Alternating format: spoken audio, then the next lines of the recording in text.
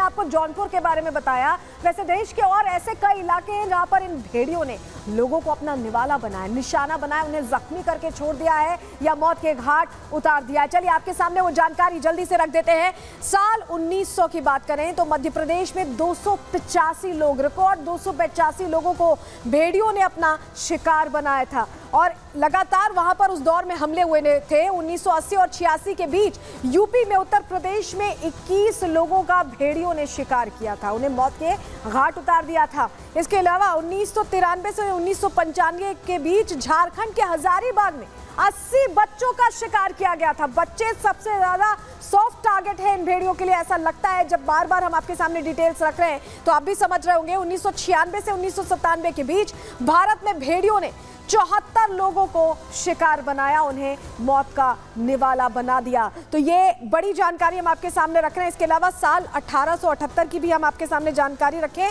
पूरी दुनिया की अब डिटेल आपको दे देते हैं। अभी तक तो हमने आपको बताया कि भारत में कितना हुआ, लेकिन पूरी दुनिया में भेड़ियों का सबसे ज्यादा अटैक साल 1878 में हुआ था और इसे काले साल के तौर पर याद रखा जाता है, क्योंकि एक साल में 624 लोग भेड़ियों का शिकार बन गए थे। 624 लोगों को इन भेड़ियों ने जख्मी किया, मौत के घाट उतार दिया। लेकिन जिस तरह से दुनिया में, अभी हमने आपको बताया कि जैसे दुनिया में 624 लोग 1878 में शिकार हुए, एक और किस्सा है, एक और कहानी है जो दुनिया से आती है, जहां आपको बताया कि साइबेरिया में 400 भेड़ियों ने जब एक बस्ती को घेर लिया तब क्या हुआ। चलिए आपके सामने वो जानकारी जल्दी से रख देते हैं, क्योंकि 2013 में ऐसा हुआ था। साइबेरिया में भेड़ियों का हमला हो गया, वहां पर भेड़ियों ने अटैक कर दिया, वुल्फ पैक ने अटैक कर दिया। वुल्फ पैक मतलब बहुत सारे भेड़िए एक साथ जब होते हैं तो उसे वुल्फ पैक कहा जाता है। और साइबेरिया में ये भेड़िए बहुत खतरनाक माने जाते हैं। ये भेड़िए वहां पर हमला करने पहुंच गए। कैसे हमला किया, चलिए आगे जानकारी आपके सामने रख रहे हैं। 400 भेड़िए, जो मैं आपको बता रही हूँ कि एक बस्ती को घेर लिया, 400 भेड़िए ने याकुत्स्क इलाका है जहां पर लोग रहते थे, उस इलाके को घेर लिया। लोग डर में रहने लगे। भेड़ियों ने बच्चों पर सबसे पहले अटैक शुरू किया गया। यहां पर भी बच्चे ही पहला टारगेट थे भेड़ियों के और उन पर हमला भेड़ियों ने करना शुरू कर दिया। 400 भेड़ियों का झुंड, आप सोचिए कि लोगों में कितनी डर होगी, कितना डर होगा। स्कूल से लौट रहे थे वो 6 बच्चे जिन्हें शिकार बनाया गया था। 2013 की घटना हम आपको बता रहे हैं। 6 बच्चे लौट रहे थे, उन्हें शिकार बनाया और जब उनकी मौत हो गई तो उस वक्त हाहाकार मच गया, लोगों की आत्मा कांप गई। 2013 का वो दौर आज भी जब लोग याद करते हैं तो उन्हें उनके रोंगटे खड़े हो जाते हैं। भेड़ियों को पकड़ने के लिए कई ट्रैप्स उस वक्त लगाए गए थे। 2013 में कई ट्रैप्स लगाए गए और बहुत लंबा वक्त लगा, लेकिन भेड़ियों ने इंसानों की चाल को भांप लिया था। बहुत शातिर होते हैं, बहुत चालाक होते हैं, यही वजह है कि उन्होंने इंसानों की चाल को भांप लिया और उस समय बहुत तेजी से बच निकले। इंसानों के इस ट्रैप में एक भी भेड़िया नहीं फंसा था। 400 भेड़ियों का उस पूरी बस्ती में आतंक था, डर था, खौफ था। लोगों ने 400 भेड़ियों के खिलाफ और उसके बाद जंग छेड़ दी। उन्हें लगा कि अब शायद यही एक आखिरी विकल्प है। एक शिकारी का भेड़ियों के सरदार से सामना हुआ, क्योंकि लोग खुद सामना करने को तैयार थे अपने परिवार को, अपने बच्चों को बचाने के लिए। शिकारी ने भेड़िए के सरदार को ढेर कर दिया, यानी फिर अल्फा मेल जो था, जो उनका लीडर था, उसे ढेर कर दिया गया। अपने सरदार के ढेर होते ही भेड़ियों का जो पूरा गैंग था, जो पूरा वुल्फ पैक था, उन्होंने हार मान ली। भेड़ियों का झुंड उसके बाद अपने इलाके में वापस लौट गया। ये 2013 की पूरी घटना जो हमने आपको बताई, और इससे सबक लेते हुए यही वजह है कि बहराइच में सबसे पहले उस आदमखोर को पकड़ा जा रहा है जो इन्हें लीड कर रहा है। लेकिन जहां जहां भेड़िए रहते हैं वहां वहां इंसानों की धमक है और उन्हीं इलाकों में ये पहुंचते हैं। और हम ऐसा क्यों कह रहे हैं, जानकारी के जरिए चलिए आपको बताते हैं। नॉर्थ अमेरिका में ग्रे वुल्फ भारी तादाद में थे। एक और किस्सा बता रहे हैं आपको। 150 साल पहले नॉर्थ अमेरिका में इंसानों की तादाद बढ़ गई। इंसान और भेड़ियों में कई बार हिंसक भिड़ंत उस दौरान हुई, क्योंकि भेड़िए लगातार टारगेट कर रहे थे। भेड़ियों के खिलाफ एक आक्रामक कैंपेन उस वक्त शुरू किया गया। सबसे ज्यादा खतरनाक माने जाने वाले ग्रे वुल्फ को निशाने पर अभियान के तहत सैकड़ों ग्रे वुल्फ मारे गए। 1926 में येलोस्टोन नेशनल पार्क में आखिरी भेड़िए को मारा गया। 1926 की घटना बता रहे हैं। जो भेड़िए बच गए वो इंसानी इलाका छोड़कर भाग खड़े हुए। तो जब जब इंसानों पर इन्होंने कोशिश की अपना दबदबा कायम करने की, तब तब इंसानों ने ये तय किया है कि उन्हें मुकाबला करना है, उन्हें शिकार करना, और उसके बाद उन्हें मौत के घाट उतार के इलाके से खदेड़ कर बाहर किया है। और वही एक्शन प्लान अब उत्तर प्रदेश में तैयार किया गया है। अब देखेंगे कि इसका असर कितनी तेजी से होता है। चलिए अब आगे बढ़ेंगे, अगले सेगमेंट की ओर चलते हैं, जहां उत्तर प्रदेश में योगी आदित्यनाथ बार बार ये कहते रहते हैं कि अगर मानोगे नहीं तो कार्रवाई होगी। और वो सिर्फ कहते नहीं, करके दिखाते हैं, क्योंकि योगी का वचन शासन।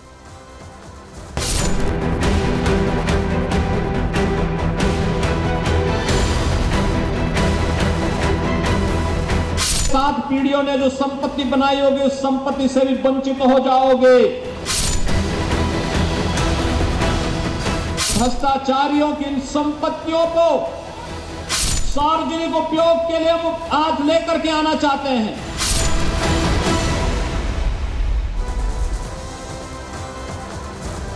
तो उत्तर प्रदेश के मुख्यमंत्री योगी आदित्यनाथ अपने स्टाइल के लिए जाने जाते हैं। जो वो कहते हैं वो करके दिखाते हैं। और इस बार जब उन्होंने 2023 में ये कहा कर्मचारियों से कि आप अपनी चल अचल संपत्ति का डेटा दे दीजिए, तो डेटा कुछ ने तो दे दिया, कुछ ने नहीं दिया। और इसके लिए बकायदा 3 बार मौका दिया गया। कब कब दिया गया? देखिए, 2023 में जब कहा गया तब पहला मौका।